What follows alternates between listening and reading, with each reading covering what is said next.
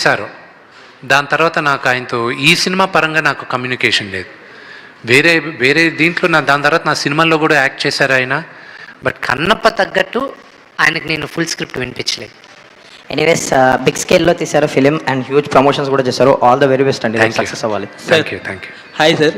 Hi.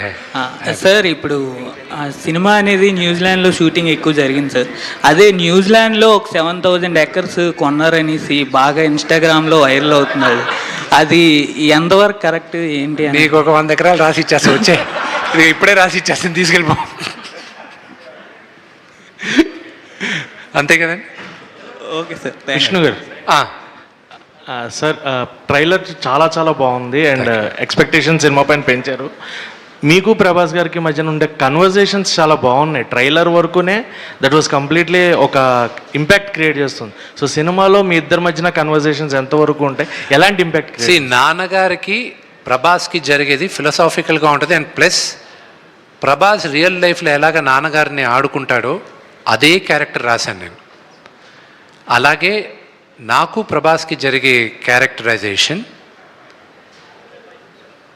ఒక question అడుగుతాను, అందరి నోట్లో ఉన్న ఒక క్వశ్చన్, అందరూ ప్రభాస్ని అడిగే ఒక క్వశ్చన్ నేను అడుగుతాను సినిమాలో, దానికి తన ఆన్సరు చెప్తాడు. ఓకే, అది రేపు మధ్యాహ్నం దాకా చూడండి, రేపు మార్నింగ్ షోలో తెలిసిపోద్ది. కౌశల్ గారు ఒక్క నిమిషం, డైరెక్టర్ గారు సీక్వెల్ గురించి ఏదో చెప్తాను. You ask about sequel, Kanappa Part 2. Interestingly, after watching the movie, the priest from Srikalahasti temple, they asked the same question, when are you going to make Kanappa Part 2? I told them that give me another story, because this is a standalone story. The story we knew, we portrayed. In the time of these sequels and prequels, where every big movie is either a sequel or either a prequel, this is a standalone movie. I think there can be a prequel. Maybe there could be a prequel. I don't know. రేపు మీరు ఇచ్చిన success మేరగా prequel ఉండొచ్చేమో, I don't know, but that will be a total war movie.